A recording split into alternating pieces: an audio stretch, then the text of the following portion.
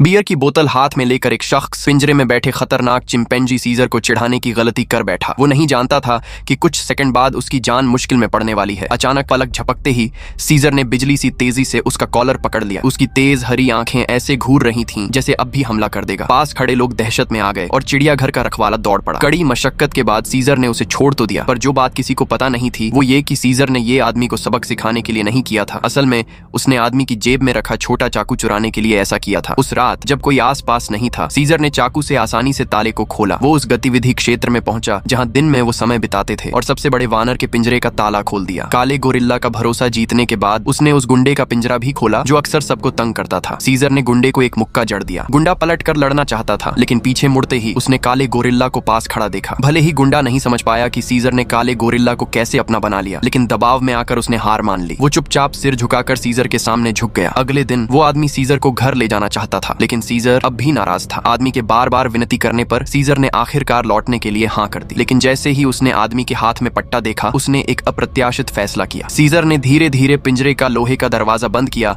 और यहीं रहने का निश्चय किया। वो अब पालतू नहीं बनना चाहता था। बाकी बंदरों ने सीजर को ऐसा करते देखा तो वे भी उसकी हौसला अफजाई करने लगे। उस रात सीजर ने हर बंदर को बिस्किट बांटे। बंदर खुशी खुशी बिस्किट खा रहे थे, लेकिन उन्हें समझ नहीं आया कि सीजर ऐसा क्यों कर रहा है। सीजर ने धैर्य से ओरंगुटान को समझाया कि एक डंडी आसानी से टूट जाती है, लेकिन डंडियों का गट्ठर मजबूत होता है। ओरंगुटान ने सीजर की बात समझी, लेकिन उसे अब भी लगा कि बाकी बंदर बहुत कमजोर हैं। उसे लगा कि सीजर अपना वक्त बर्बाद कर रहा है। तभी सीजर ने देखा कि एक रखवाला दरवाजे का कोड डाल रहा है। उसने चुपचाप कोड याद कर लिया। रात में सीजर चुपके से बाहर निकला, सही कोड डाला और शेल्टर की छत से भाग निकला। वो आदमी के पास भागा। आदमी के घर जाकर उसने फ्रिज में रखा वायरस निकाल लिया। फिर वो वापस शेल्टर लौटा और बाकी बंदरों के सोते समय वायरस छोड़ दिया। अगली सुबह सीजर ने हर बंदर को एक एक करके जांचा और देखा कि उनकी पुतलियां बदल गई हैं। उसकी अपनी पुतलियां जो पहले से हरी हो रही थीं, अब और भी तेज बुद्धिमान लग रही थीं। उसी समय चिड़ियाघर के निदेशक ने कुछ अजीब महसूस किया। जो बंदर पहले बस खेलते कूदते थे, अब वो लाइन में खड़े थे। सीजर धीरे धीरे मुड़ा और निदेशक की आंखों में आंखें डाल दी। बाकी बंदर चुपचाप वहां से चले गए। निदेशक को समझ नहीं आया कि क्या हो रहा है, लेकिन उसने ज्यादा ध्यान नहीं दिया। बंदर खुद ब खुद अपने पिंजरों में लौट गए। एक रखवाला पिंजरे का ताला लगा रहा था। तभी उसने देखा कि सीजर बाहर खड़ा है। उसने तुरंत दूसरे रखवाले को बुलाया,